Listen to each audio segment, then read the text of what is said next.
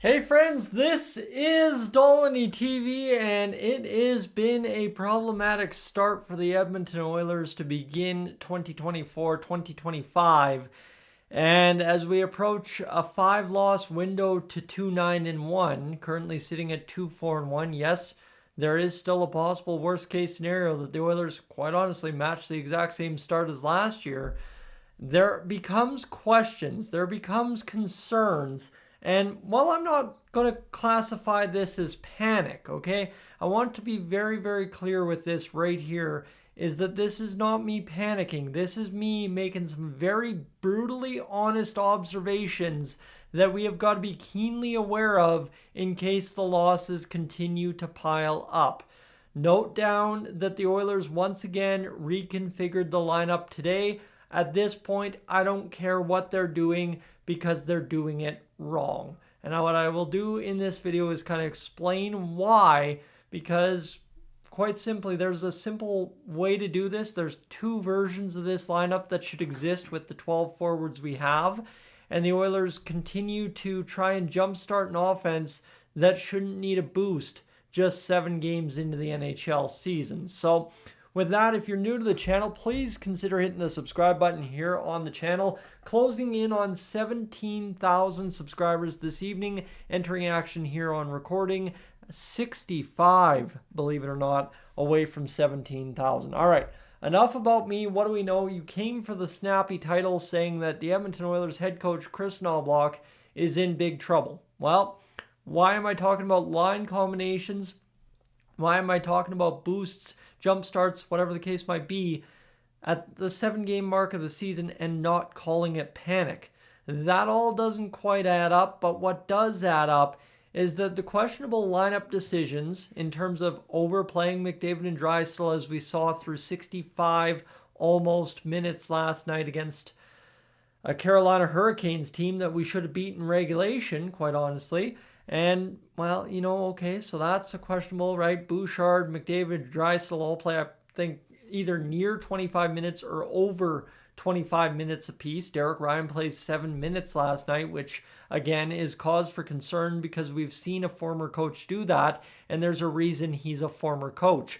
So what I'm getting at here is the fact that Kris Knoblauch is falling for the same old tendencies that have led to his predecessors being fired from an Edmonton Oilers team either on the rise or on the cusp. And that's, I think there was something about Jay Woodcroft talking about that exact phrase here over the past few days.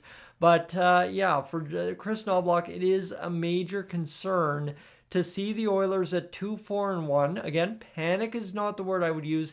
Concern and kind of honesty about the situation is what I would use. Again, if you want to make excuses for the Oilers after they told you they would start better, that's on you. That's fair game for yourself. I'm not going to tell you how to be a fan, but you got to be realistic to some point as well. You've watched Kris Knoblauch, because the Oilers are struggling, put again Draisaitl and McDavid together because they were struggling to generate anything with wingers by themselves, which has been historically, I've followed this team since Todd McLellan was head coach in 2018-19, right? We've had McLellan, we've had the Ken Hitchcock guy. Yeah, that's a forgettable one. You forgot he coached.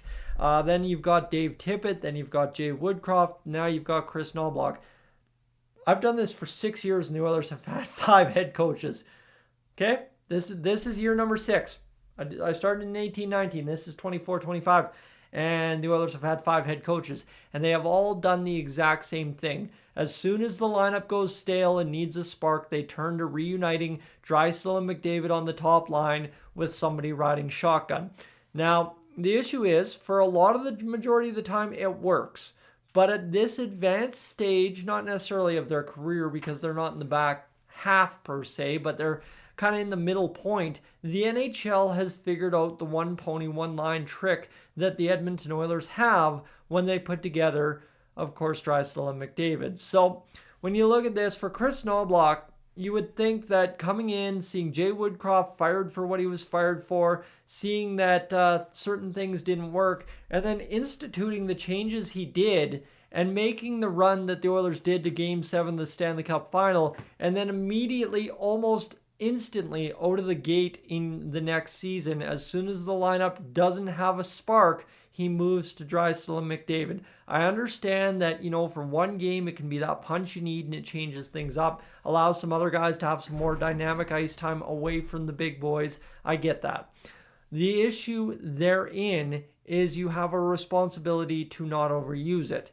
And again, what I mean by overuse it is Kris Knoblauch should know. And again, if I'm off base on any of this, right, I'm going to say this right now. I mean to stop right now and say this. If I'm off base on any of this, anybody from the Oilers organization that understands or has an idea why the Oilers have scored 2 goals per game to start the year and have been the mess they have been at a 2-4-1 record and have made the choices they have, anyone that wants to either come on the show or talk to me directly and correct this, I would gladly have. But right now, as a fan looking at it from the outside perspective that I have watching the games, same as you, I'm not the only one that's seeing this, I promise you that. I talk to a lot of people every day about the Oilers.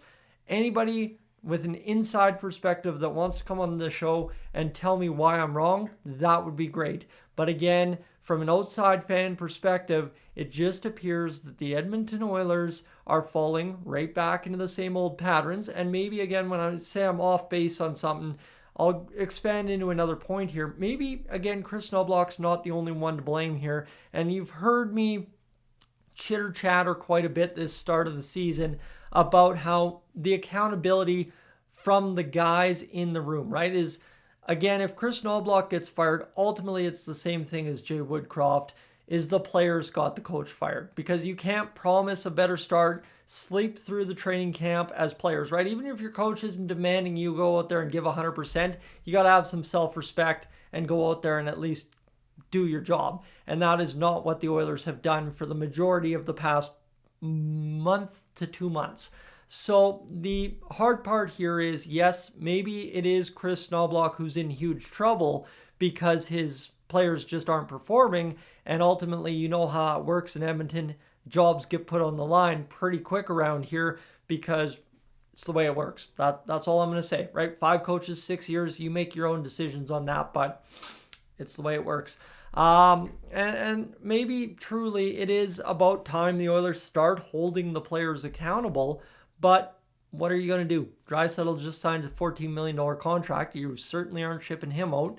McDavid is due up for a contract, and I will tell you, you are certainly not going to be able to find another team in the NHL that can afford his next contract because they have to pay not only his 12.5 currently, but then the raise. And there is not a team out there that will be able to bankrupt everything else in the organization to pay for McDavid and then also build a competitive team around him like the Oilers can. And that's the other side is, right, I think truthfully, if you're sitting here mismanaging assets, as the Oilers appear to be doing again, right, I think a team that has Bouchard, McDavid, Draisaitl, Hyman, Nugent Hopkins, Matthias Ekholm, Darnell Nurse, Victor Arvidsson, Jeff Skinner, just to name a couple 9 guys, should not be scoring 2 goals per game at any point of an NHL season outside of maybe game 1 of the year.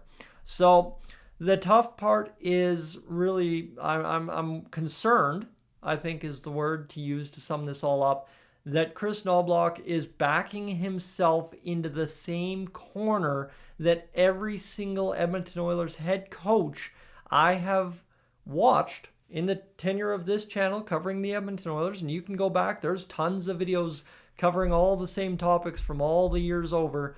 Kris Knoblauch simply backing himself into the same old corner of over-relying on Connor and Leon and just not getting any performance really that elevates the team from anybody else. And whether you want to call that a coaching issue or a player personnel issue, Kris Knoblauch, like it or not, if this continues and it doesn't look like it's going to change anytime soon based on just the apathetic play from the Oilers overall in terms of the physicality standpoint, in terms of the go-get-it attitude, and now all of a sudden we're force-feeding Zach Hyman to try and get him a goal instead of trying to win a hockey game as we did last night in Carolina. Yeah, there are big-time concerns. Panic is not the right word. Again, when we get to 2-9-1, let's get in the squirrel suit and away we go. But yeah, there is a huge concern on my part that if the Oilers don't figure out that, you run two variations of the lineup, that's it, that's all. You don't put McDavid and Draisaitl together. Stop changing the lines. Stop using the blender. That's the first time I mentioned that all video. That's surprising. I like that term. And just simply stick to a lineup, allow it to gel, and make the most of it. Because clearly the blender, clearly scratching this guy, putting this guy here, doing that, hasn't been working. At some point, give the players some consistency, allow the players to take ownership of the situation, and maybe things change. But as currently stands, Kris Knoblauch guilty of trying to do too much with really nothing. He's got one extra guy to bring in the lineup night in, night out, and it's on the back end. A back end defense that just really, and it doesn't matter which of the three guys you scratch game in, game out, it's not going to change the results if the forwards only score 2 goals a night. So it really comes down to, for the Oilers at least right now, is the only winning formula they've had is to have a fighting major in a hockey game. So unless you're dropping the gloves, at this point, you're 0 for this NHL season. So whether you want to sit here and be concerned for Kris Knoblauch's job, that's fine and dandy on you, like I am here, or whether you want to say it is on the players and they have to take accountability or whatever the case might be. And again, like I said, if I'm off base on any of this, what I said, if somebody with the inside scoop wants to come on my show and explain why I'm off base, that would be greatly appreciated. But at current, from an outside standpoint, the concern is starting to mount in the back of my brain for Kris Knoblauch and his tenure here in Edmonton. Yeah, he just went to Game 7 of the Stanley Cup Final. He buys himself some time, but there is not going to be much patience for a 2-9-1 club, which I'm not saying that's where the Oilers are headed, but again, tell me what points to something different, because they have been very, very uninspired, very, very uninspiring to watch. Again, it was all too predictable last night, exactly what was going to happen as that game rolled into the third period and the Oilers started force-feeding Zach Hyman as the game wore on. But for right now, friends, I've had a long enough talk with you. I'm going to head to bed, and we're going to get going on a Thursday practice day again before Friday's matchup with Sid the Kid, and a get-right game again for the Oilers. I don't know how many of these we're going to get this year, but maybe Friday will be it. For right now, I'm up on out of here. Thanks for being aboard. We'll catch you next time out.